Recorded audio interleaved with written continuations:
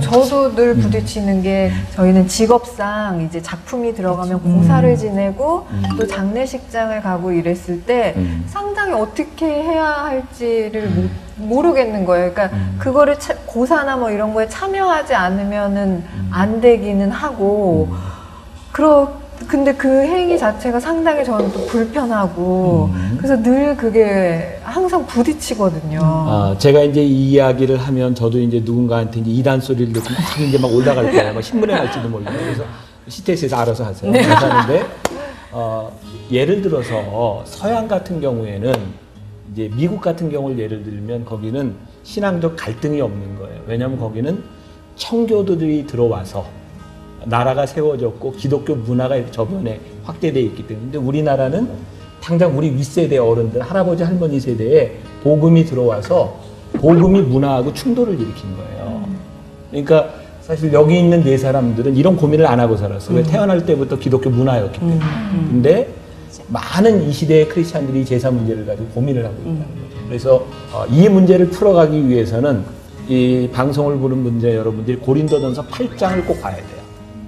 사도 바울이 복음을 전하던 시대가 지금 우리가 가지고 있는 상황과 맞닥뜨려져 있어요. 사도 바울이 고린도에 복음을 전할 때 거기는 이방신을 섬기던 나라, 우상을 섬기던 나라였고 복음이 들어가서 충돌이 생겼어요. 우상에게 드려진 음식을 먹어야 되느냐 말아야 되느냐. 우리도 똑같잖아요. 이제 사도 바울이 그래서 고린도전서 8장에서 이렇게 이야기를 해요. 이 세상의 모든 만물은 하나님이 창조하셨기 때문에 우리들이 우상에게 절하든 우상에게 드려진 음식을 먹던 말든 나에게는 관계가 없다. 왜? 우리는 모든 만물을 창조하신 하나님을 믿기 때문에 우리에게는, 나에게는 그것이 문제가 되지 않는다. 그러니까 올바른 신앙의 지식을 가지고 참다운 신앙을 가지고 있는 사람에게는 단순히 뭐 절할 것이냐 말 것 이런 문제가 안 돼. 왜?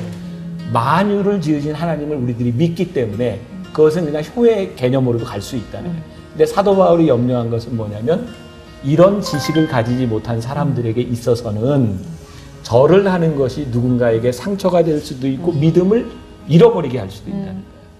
아주 중요한 얘기인데, 그래서 사도 바울은 신앙에 있어서 옳고 그름에 대한 문제를 가지고 싸우지 말고 무엇이 유익한가. 네. 그래서 하나님 앞에 무엇이 유익한가를 생각하라는 거예요. 그러면 우리가 당장 이제 추석에 가서 명절에 이제 제사를 드리는데 나는 유익을 위해서 절을 한다. 그러면 이제 목사가 절하는 거 허락했다. 이러면 이제 문제가 되는 거죠. 그런데 이렇게 생각해보세요. 나는 우리 신앙이 단순하게 규정 지을 수 있는 게 아니라고 생각해요. 복음은 우리들의 삶에서 역사하는 거예요. 사도 바울은 그러잖아요. 내가 한 사람이라도 더 구원받도록 하기 위해서 유대인에게는 유대인처럼, 이방인에게는 이방인처럼, 그리고 자유인에게는 자유인처럼. 그러면 사도 바울의 입장에서 볼 때 정말 중요한 게 뭐였을까? 절하고 안 하고의 차원이 문제가 아니라 내가 어떻게 저 사람을 구원할까라고 하는 하나님 아버지의 마음이 더 먼저였다는 거죠. 우리가 제사를 지내면서 이게 우상 숭배라고 생각이 되면 절하면 안 돼요. 내 마음에. 그러나 그것이 하나님 앞에서 이 영혼을 얻기 위한 마음이 분명하다면 하나님이 어떻게 판단하실까? 내 말이 좀 굉장히 위험하죠. 네. 기존의 신앙인들에게. 오직 복음, 오직 믿음. CTS